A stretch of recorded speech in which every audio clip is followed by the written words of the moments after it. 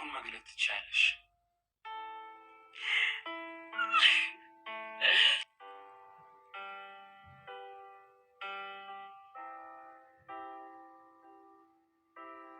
አሁን በገባሽበት በር ቀጥ ብለሽ ውጪ። አምነን ካንተ አድርሻለሁ። ምን? ሌሎቹ ውሸቶችሽ አልቀው አሁን ደግሞ በዚህ በአዲስ ነገር መተሽ ነው? እውነቴን ነው። እኔ ተስፋ ቆርጬ ነበረ። እሺ ሌላ ሁሉ አልሳካ ሲልሽ አሁን ደግሞ በዚህ መጣሽ። ቢያንስ ህይወት ያስተምርሽ። እንዲህ ሆነሽ እንኳን አሁን ራሱ ከተንኮል ውጭ ሌላ ነገር ምንም አታስቢም አይደል? ገና ከሆነ ቁጥጥር ተጀመረ ማለት ነው። ኧረ አይደለም፣ ሳጣ ጊዜ እኮ ነው። እሺ አሁን አይንሽን ጨፍኝ። ለምን? እስቲ ምን አለ ዛሬ እንኳን እሺ ብለሽ ብትጨፍኝ። በቃ አንተ ድርቅ ካልክ ድርቅ ነው አይደል? ቤሌ እሺ በቃ ያ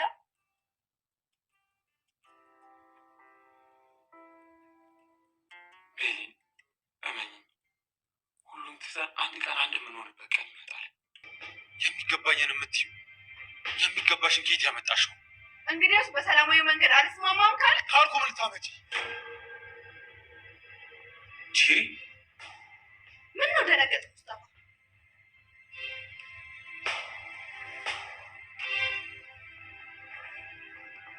ከየት መጥተሽ ነው? ካለችበት ነዋ። ያልጨረሰችው ፊልም ነበረት።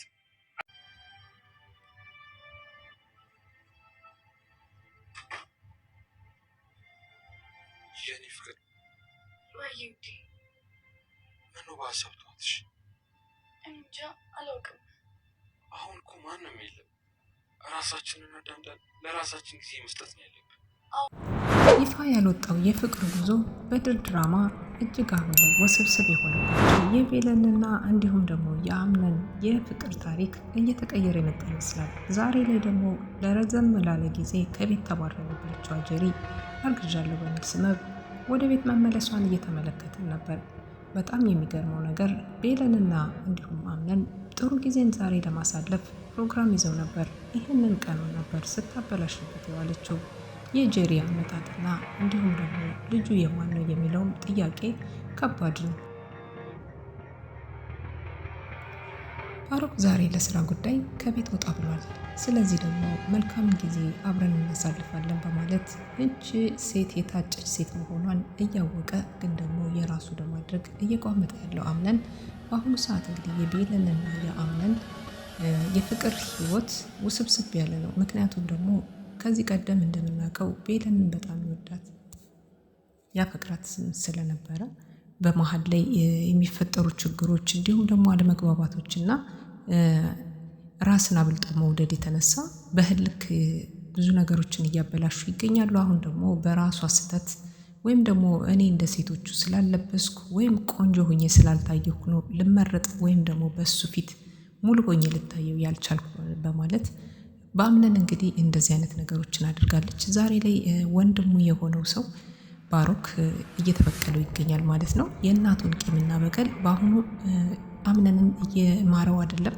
በጣም ብዙ በደሎችን ችግሮችን ሲያደርስበት በተደጋጋሚ እናያለን። ግን ደግሞ አምነን ከወንድምነት ስሜት የዘለለ በመጥፎና እንዲሁም ደግሞ ወንድም ያለው ሰው ከኋላው ምን እየሸረበበት እንደሆነ ያወቀው ነገር የለም። ቤለንን እንደሚያፈቅራትና እንደሚወዳት ባወቀ ሰዓት በቀጥታ ቶሎ ብሎ ለቤለን ስሜት አለኝ በማለት እሷን ከማሪያ ጋር ለማጣበቅና እሱ ደግሞ የግሎ ለማድረግ ቤለን ላይ ስራውን ጀመረ። አምነን እንግዲህ ይሄንን ነገር ቢያውቅ ምን ሊያደርግ ይችላል? አምነን ይሄን ሁሉ ጉዳይ አያውቅም። ከኋላው የተሸረበትን ሴራ እያንዳንዱ ነገር ያወቀው ምንም አይነት ነገር የለምና ሁሉንም ነገር ማስተካከልና እንዲሁም ደግሞ ስለ ስራው ድርጅቱ እና አንዳንድ ነገሮች ወንድም ማግኘቱና የተሻለ ህይወትን ከዚህ በኋላ ለማስቀጠል መሞከሩ አጋዥ ነው ያለውን ወንድሙን በዚህ አይነት መጥፎ ስሜት ውስጥ መጠርጠር አይቻልምና አምነን ይሄንን ሁሉ ነገር እያሳለፈለት እየተወለት የሚገኘው ለዚህ ነበር። ዛሬ ብዙ ነገሮች ተበላሽተዋል። ግን ደግሞ የሚመለሱም ማይመለሱም ይኖራሉ። አንደኛው የቤለን ጉዳይ ነው። ቤለን ቀለበት ካሰረች ሰንበትበት ብላለች። አሁን የባሮክ ሚስት ልትሆን ነው። ሰርጉ ትንሽ ጊዜ ነው የሚቀረው። ምክንያቱም ደግሞ ቀለበቱን የሚያደረገላት ሆን ብሎ ነው። አምነን ከሷ ክፍል ማደሩን በተረዳ ጊዜ አምነን እንበቀላለን በማለት በፍጥነት ቀለበት ሲያስር ነበር። ማሪያ አሁን ላልተወሰነ ጊዜ ወደ አባቷ ቤት ሄዳለች። ያሁኑ ግን ደግሞ ገነን ያለ ነው። ማርያም ልትመጣ ነው። በዛም ላይ ደግሞ አሁን ላይ ጄሪ አርግዣለሁ ብላ ወደ ቤት ልትመለስ ዳርዳር እያለች ነው። ልጄ ከአባቱ ጋር ማደግ አለበት ስትል ነበር። ልጄ ከአባቱ ጋር ማደግ አለበት ካለች ጄሪ ቀጥታ ምንም አይነት ነገር ሊፈጠር አይችልም። ቀጥታ ወደዚህ ቤት መግባቷ አይቀሬ ነው። ሶስቱ ሴቶች እንግዲህ ምን አይነት ውሳኔ ሊወስኑ ይችላሉ? አንድ ሴት በሶስት ወንድ መካከል አንድ ነገር ይፈጠራል። አንደኛው የመጀመሪያው ቤልን ተጎጂ ትሆናለች። ምክንያቱም ደግሞ በነበራት በባሮክ ውሳኔ ላይ ቀጥተኛ ውሳኔን ትወስን ይሆናል። ምክንያቱም ደግሞ በጄሪና እንዲሁም በማርያ ግፊትና ያልተገባ ተግባሮች ቀጥታ ባሮክን እንድታገባ ወይም ደግሞ ከባሮክ ጋር ያላትን ህይወት ረዘም ላለ ጊዜ እንደምታቆየው የታወቀ ይሆናል ማለት ነው።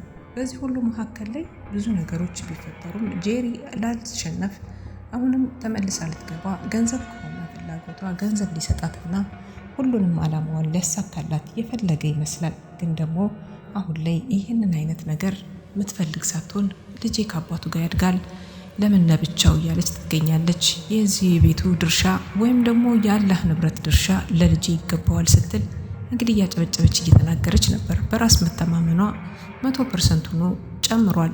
ጄሪ ግን በትክክለኛ መንገድ ከአምነን አይደለም ያረገዘችው፣ የምስጦፋ ልጅ ነው። ምስጦፋ ከዚህ ቀደም በአምነን አልጋ ላይ ይዟት እንደተኛ አይተን ነበር። ስለዚህ የምስጦፋ እንጂ አምነን ጫፏን እንኳን እንዳልነካት ይሄ ሁላችንም የምናውቀው ነው። በሌላ በኩል ሜርሲ እንግዲህ ዛሬ ላይ በጣም ከባድ ችግር የሚያጋጥማት ይሆናል። ምክንያቱም ደግሞ በአሁኑ ሰዓት ላይ የቤት ውስጥ የመጣው አንድ እንግዳ፣ ይሄ እንግዳ ከዚህ ቀደም የእናት ዛህራ ጓደኛ ባለቤት መሆኑንና አንድ ልጅ ከሷ እንዳለው ሁሉንም ነገር አሁን ላይ አፍረጥቶ ተናግሯል። ይሄ የሆነበት ምክንያት ደግሞ አሁን ሁለታቸውን አንድ ለማድረግና እንዲሁም ደግሞ ሜርሲን ከዚህ ሁሉ ጨዋታ ውጭ ለማድረግ እየተጣደፉ የሚገኙ ይመስላሉ። ቤተሰቡ እየተመካከረ ነው። ወደ ቀደመ ማንነታቸው ምንም አይነት ትንሽ ቁርሾ ሳያስቀሩ ሰላም እርቅ እንዲያወርዱ እየተነጋገሩ ነበር። ዛህራ እንግዲህ አትክልተኛውን ካገባች ጊዜ ጀምራ የዚህ ቤት አባወራና እማወራ መሆናቸው ሁሉንም ነገር ኃላፊነት ወስደው ነገሮችን በየቦታው እንዲያደርጉ አያት ሴማ እንግዲህ እየነገረቻቸው ትገኛለች። አያት ሴማ የቤቱ ባለቤት ወይም ደግሞ የቤቱ ሰብሳቢ ብትሆንም ዛሬ ላይ ደግሞ ለአቶ ካርታን ቃል ገብታለታለች። እንደውም ልጅህን እየናፈቃት ነው፣ ማርያ እስካሁን ድረስ አልመጣችም እንዴ? ለምንድን ነው ያላካት? በጣም ናፍቃናለች። ስለዚህ ደግሞ አምነን ልጅ እንኳን ይሄው ከቤት እኮ አልወጣም እያለች በጣም እንትን እያለችው ነበረ። ምክንያቱም ደግሞ አቶ ካርታን በልጁ ላይና እንዲሁም ደግሞ በማርያ ላይ ተስፋ እንዲያደርግና የበለጠ ያገባታል የሚለውን ነገር እንዲያሳርፍ እያደረገችው ነው። እንደምንም ብያሳምኜ አምነንን ወደ ሚስቱ አስጠጋዋለሁ ስትል ነበረ። ይሄ ነገር ባይሳካላት ምን ሊፈጠር ይችላል? ከአቶ ካርታን ጋራ የገቡት ቃል በጣም ከባድ ነው። እናት ሴማ እንግዲህ ከዚህ በኋላ ብዙ ችግሮች የምታሳልፍ ይሆናል። ወደ እናት ሴማ ያመራችው ጄሪ ልክ ልኳን ስትነግራት ነበር። በራስ መተማመኗ የጨመረና እንዲሁም ደግሞ ለመናገር ፈጠን እያለች ያለችው ጄሪ ምን አስባ እንደመጣችና ከእቅዶቿ መካከል ይሄኛው ትልቁ ሴራና ወይም ደግሞ እንዴት አድርጋ ከዚህ ሴራ ልትወጣ እንደምትችል አቅዳበት የመጣች ነው የምትመስለው። ለዛ ነበረ ልጆት ከእኔ ልጅ አለው፣ ስለዚህ ደግሞ ይገባኛል ያለችውን ነገር ስትጠይቅ ሰምተናል። ከባዱ ቀን አሁን ነው። እናት ሴማም እናሳይሻለሁ እያሏት ነበረ። ይህንን ነገር እናት ሴማ ከተቀበሉት አንደኛ ነገር የሚጎዱት እሳቸው ናቸው። ምክንያቱም ደግሞ ከአቶ ካርታን ጋር ቃል እየተገባቡ ያሉት በማርያ ጉዳይ ነው።